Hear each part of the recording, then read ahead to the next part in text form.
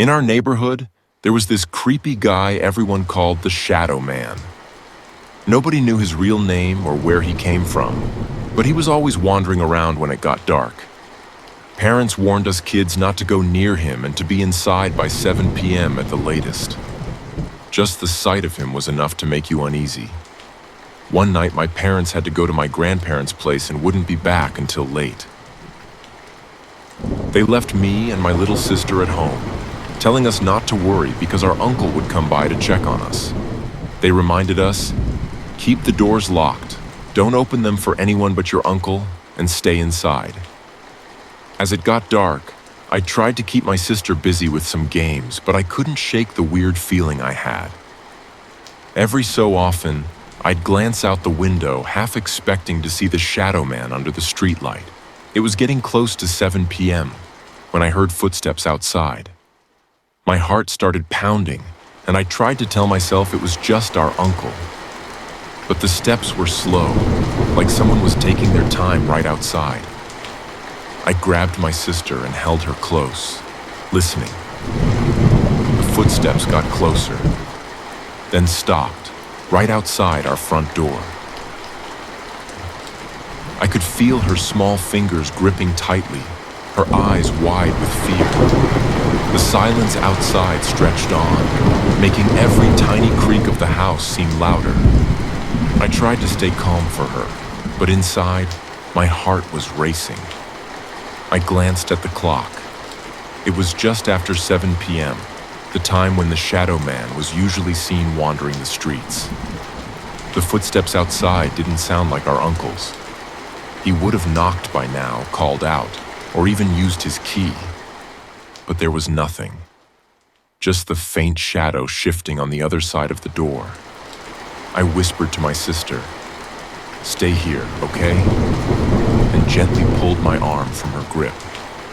She nodded, looking terrified but trusting me. I tiptoed toward the door, careful not to make a sound, and peeked through the small window beside it. The porch light was dim, but I could make out a dark shape standing just beyond the reach of the light. The figure was tall and still, just standing there. I felt a chill creep up my spine as I realized he was looking directly at the door, unmoving.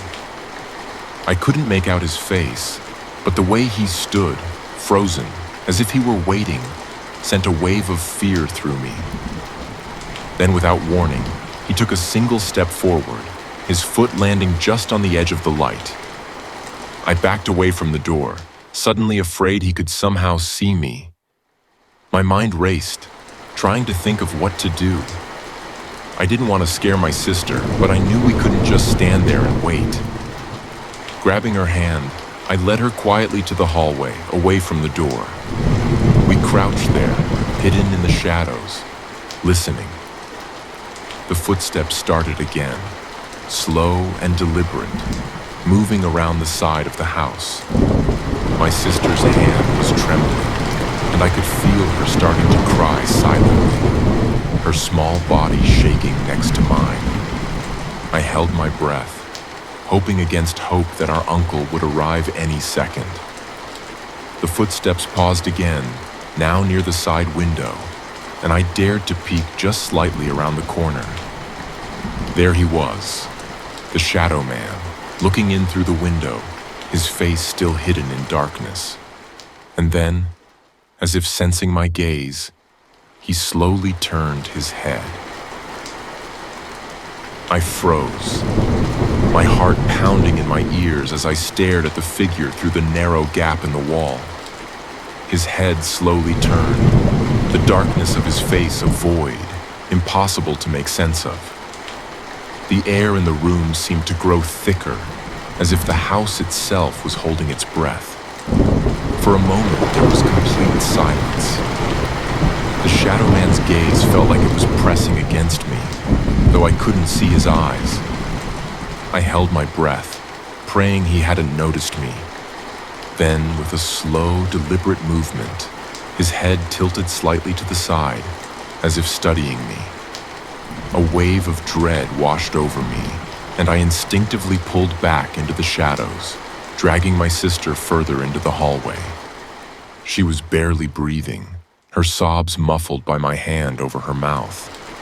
My voice barely audible, trying to comfort her. But I wasn't sure if I was trying to comfort her or myself. The footsteps outside resumed, this time faster, heavier, and closer. I could hear the faint scrape of his shoes against the ground, and my blood ran cold. I couldn't shake the feeling that he was getting closer to the house, to us. My mind raced with possible options, but there was no escape. The windows were locked, and the back door was too far to reach without being seen. The only other exit was the front door, and the Shadow Man was already there. I cursed under my breath, feeling trapped. Then a sudden thought struck me. The attic, the hatch in the hallway. There was a small door leading up to it, hidden behind an old wooden cabinet.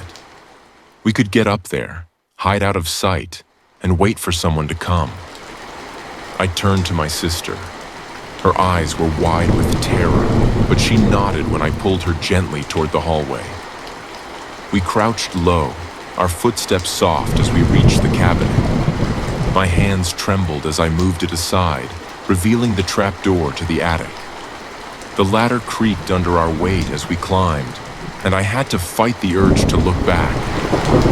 Each step felt like an eternity. My sister, thankfully, stayed silent, her tiny body pressed tightly against mine. Once we were up, I closed the trapdoor as quietly as I could. We crouched in the dark, the only sound the faint rustling of our breathing. From here, we had a view of the entire house, but I couldn't shake the feeling that the Shadow Man was still out there, watching us. Minutes dragged by like hours. I could feel the weight of the silence pressing on me, each creak of the house making me jump.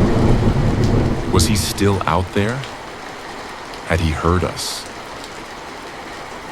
We sat there, huddled in the darkness of the attic, barely daring to breathe. Every muscle in my body was tense, waiting for the trapdoor to creak open, waiting for that dark figure to pull us out of our hiding spot. My sister's hands were shaking, clutching mine so tightly it hurt, but I didn't dare let go. I could feel her trembling, and I tried to keep calm for her sake, even though I was just as terrified. But then, silence. The footsteps stopped. No more creaks, no more whispers, nothing. I strained my ears, listening for any sound, any sign that he was still there. But it was just silent. The kind of silence that makes you second-guess yourself, wondering if maybe he'd left, or if he was just waiting, hidden in the shadows below.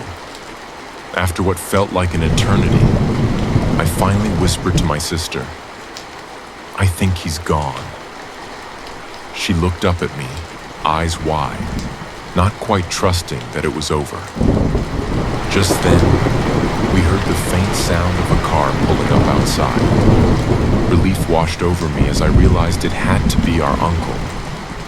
He must have finally gotten here. I slowly opened the trapdoor and peeked out. The house was empty, the hallway quiet. We climbed down cautiously and tiptoed to the front door, peeking out the window. Sure enough, there was our uncle, looking confused as he stepped out of his car. He noticed us in the window and waved, a warm smile on his face. I almost wanted to cry from relief. We ran to the door, yanked it open, and practically threw ourselves at him, trying to explain all at once. "Uncle, he was here. The Shadow Man was here, he was outside. Then he came in the house." Our uncle looked at us frowning. "What do you mean? Who was here?" "The Shadow Man," my sister whispered, her voice still shaking. "We saw him. He was at the door. He was in the house." Uncle Mark's face went pale. He didn't doubt us. Without another word, he pulled out his phone and dialed 911. Within minutes, the police arrived, searching the house from top to bottom. They looked everywhere, even in the attic, but found nothing. No signs of forced entry, no strange footprints, no clues that anyone had even been there. It was as if the Shadow Man had just vanished into thin air. The police left after making sure we were safe, but they didn't have any answers. Uncle Mark stayed with us that night, keeping every light in the house on. None of us slept a wink. Days turned into weeks, and eventually, things went back to normal. Sort of. The Shadow Man never came back, and over time, the police labeled it as an unsolved mystery, something no one could explain. We tried to forget about that night, but it still lingered, the memory of that dark figure watching us from the other side of the door.